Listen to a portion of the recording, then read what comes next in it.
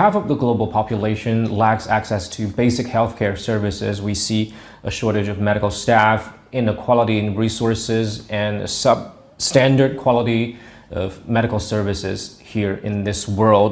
Why do these challenges persist? Unfortunately, we have seen suboptimal support to health systems globally over the years. And with the latest pandemic, the health system became weaker. And the investment that came into the health system was less than what it needed to be able to deliver. We are seeing other pressures that are coming on the health system. One of it is climate change. With climate change, we are seeing changes in epidemiological disease outbreaks. We are seeing more water scarcity, and we are seeing more food insecurity. The other challenge that is facing us is related to the workforce. There is definitely a lack of workforce and to respond and to strengthen the systems. The third challenge is related to the conflicts that we're seeing globally and the wars that are globally erupting. In conflicts and wars, the health system is the first victim. They have to treat more patients, they have to respond more, and they themselves, as healthcare workers, as system, are also suffering from the impact of the war and the conflict. You mentioned conflict.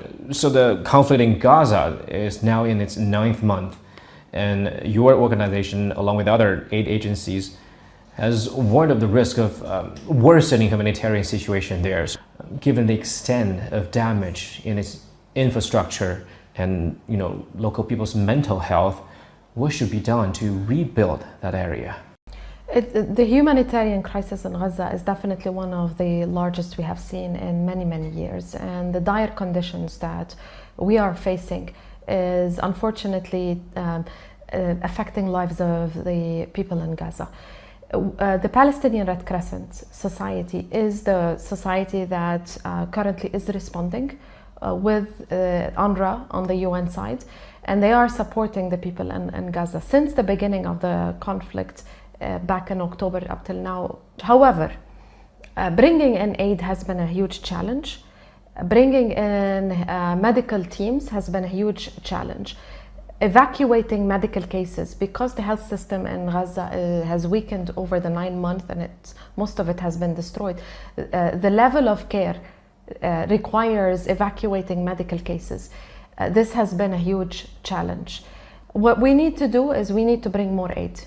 We need to work on bringing more support.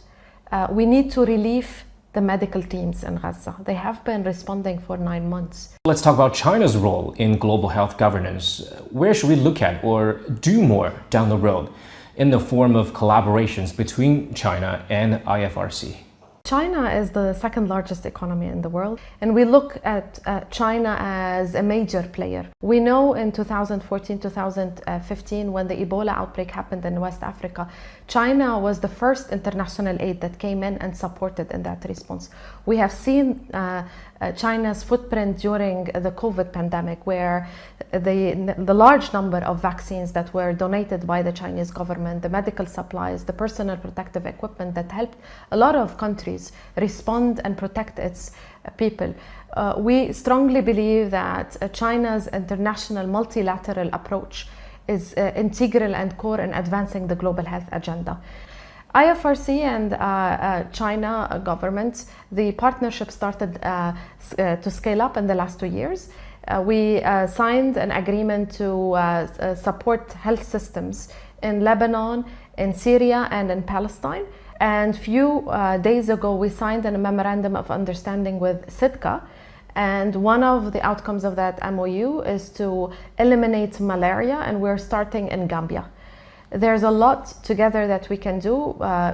For us, we share common priorities on health, and we believe that together we can go to the first and the last mile. The Red Cross, Red Crescent are very well known to reach the last mile where there are no systems, the communities that are left behind. And this is where we see that our strong collaboration is highly needed. Going forward, where else do we look at when it comes to technology or science or new trends to beef up our capability in healthcare? there is a shortage of 10 million health workers needed by 2030. This is a huge priority that needs to be worked. Definitely technology, artificial intelligence, digitalization will help shorten the distances between the expertise where they are and where are the needs. And to respond to this 10 million shortage, we definitely need to make use of innovation and technology to help on that agenda. Linked to this, mental health. With technology and advancement, isolation is increasing. People are socially disconnecting physically, but they're more connecting on the network. This has an impact on mental health. And we see that in addition to conflicts and challenges, also the advancements that we're seeing in technology will definitely have an impact on the mental health and well-being of generations. And this is where we are investing in looking into solutions and innovations to address mental health needs.